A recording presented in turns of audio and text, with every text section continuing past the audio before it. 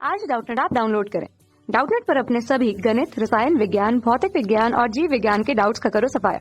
बस प्रश्न की फोटो खींचो, एक ही प्रश्न को क्रॉप करो और तुरंत वीडियो सोल्यूशन पाओ। अभी डाउनलोड करें। इस प्रश्न में हमें दिया हुआ है कि क्या कारण है जब हीटर जलते हैं तो बल्ब का प्रकाश धीमा हो जाता है तथा कुछ समय पश्चात ये क्या हो जाता है, सामान्य हो जाता है। ठीक है, तो यहाँ से हमने अब इसकी परिपथ से हम यहाँ पे चर्चा करते हैं। तो परिपथ के लिए अगर आप देखें तो हमने मान लिया कोई इस तरह से हमारे पास क्या है, कोई परिपथ है। ठीक है, ये कोई परिपथ है और यहाँ पे हमने क्या जोड़ दिया, इसके ऊपर बल्ब जोड़ रहा है। ये कोई बल्ब लगा रखा है और इसके सिरों पे यहाँ पे हमने लगा दी कोई वोल्टा इस तरह से। ठीक है, अब ये कोई वोल्टा स्रोत लगा दिया जो कि घरों में अब सप्लाई देखते हैं तो वो कितना होता है, 220 वोल्ट का होता है। यानी यहाँ पे सप्लाई वोल्टता का मान क्या रहेगा, एक तरह से जो कि हमारा नियत रहता है। ठीक है, अब क्या बोल रहा है कि यहाँ पे बताया जा रहा है कि अगर इसके यहाँ पे हम क्या एकदम से हीटर जोड़ दें, तो मैंने क्या किया, यहाँ पे एक कुंजी लगा दी इस तरह से। ठीक है, ये कुंजी लगा दी और कुंजी लगा के और मैंने यहाँ पे क्या कर रखा है, एक हीटर जोड़ रखा है इसके साथ। ये क्या है, मेरा यहाँ पे हीटर है। ठीक है, अब हीटर है, जैसे ही यहाँ पे पहले क्या करा, इसके अगर वोल्टा स्रोत हमने यहाँ पे लगा रखा था तो यहाँ से ये जो बल्ब का जो फिलामेंट क्या गर्म हो रहा था उसके कारण प्रकाश यहाँ पे आ रहा था। ठीक है, अब जैसे ही हमने यहाँ पे क्या किया, इस स्विच को यहाँ पे ऑन करते हैं। ठीक है, तो इसका मतलब क्या है कि यहाँ पे जो इसमें से जो धारा जा रही थी अब क्या होगी, यहाँ पे इधर से भी धारा जाएगी।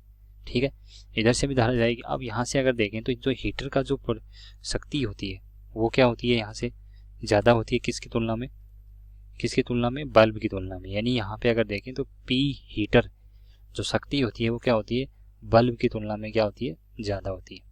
इसका मतलब बल्ब हमारा क्या होता है 100 वाट का, और ये कहाँ पे और कहाँ होती है, कितनी की होती है, 1000 वाट या 500 वाट इस तरह से होती है। ठीक है, तो यहाँ से अगर हम यहाँ पे विभवांतर इसके सिरों पे जो बोलता है दोनों, क्योंकि घरों में जो भी यूज करते हैं तो हम क्या समांतर क्रम में यूज करते हैं, तो समांतर क्रम में हमेशा क्या होगा, हमारा वोल्टा का मान क्या रहेगा, नियत रहेगा। तो इधर पहले जिसमें आई धारा जा रही थी, अब मान लेते हैं दोनों में I1 और I2 इस तरह से धारा हो जाती है, वो हमने यहाँ पे पहले मान ली। बात करते हैं यहाँ पे पहले इसकी शक्ति के बारे में। तो वोल्टा का मान क्या था, यहाँ पे समान था दोनों के लिए। तो यहाँ से अगर वोल्टा का मान समान है लेकिन यहाँ पे प्रतिरोध का मान क्या होगा, यहाँ पे भिन्न भिन्न होगा। मान लेते हैं इसका प्रतिरोध क्या है, R1 है और इसका प्रतिरोध क्या है, यहाँ पे R2।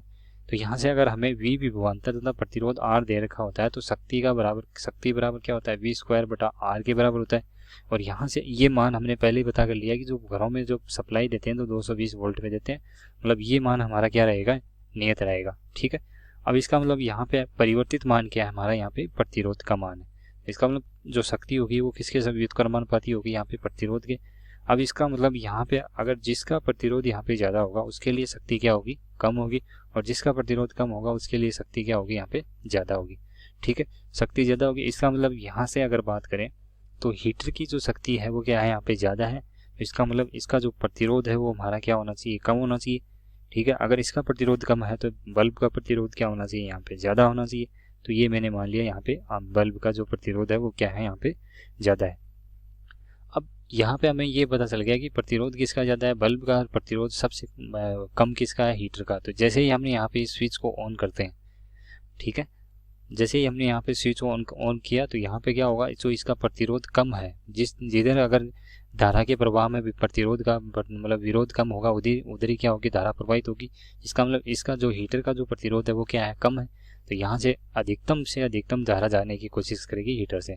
तो अगर पूरी की पूरी धारा अगर इधर से जाएगी तो यहाँ से इसमें धारा क्या होगी, एकदम से कम होगी, और एकदम से कम होगी तो यहाँ पे क्या होगा, जो इसकी बल्ब की जो चमक है वो क्या हो जाएगी, यहाँ पे कम हो जाएगी।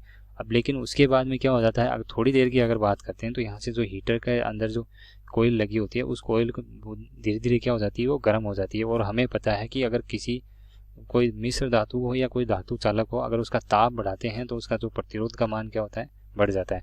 इसका मतलब यहाँ से जैसे इसमें धारा प्रवाहित होगी तो यहाँ पे प्रतिरोध का मान क्या होगा, गर्म होने से क्या हो जाएगा, बढ़ जाएगा। और एक कंडीशन पे आगे क्या हो जाएगा, उसका प्रतिरोध यहाँ से ज़्यादा हो जाएगा, तो उसी के हिसाब से फिर दोबारा ये चमकने लग जाएगा। तो यहाँ पे इसका जो कारण होता है वो क्या होता है, यही कारण होता है कि इसमें जो बल्ब का जो हीटर का जो प्रतिरोध होता है वो क्या होता है, उसकी तुलना में कम होता है। तो यही हम यहाँ पे इस तरह से इसका आंसर कर सकते हैं। ठीक है,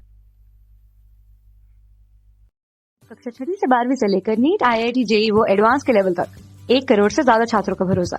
आज ही डाउनलोड करें डाउटनेट ऐप या व्हाट्सएप करें अपने सारे डाउट्स 8400 400 400 पर।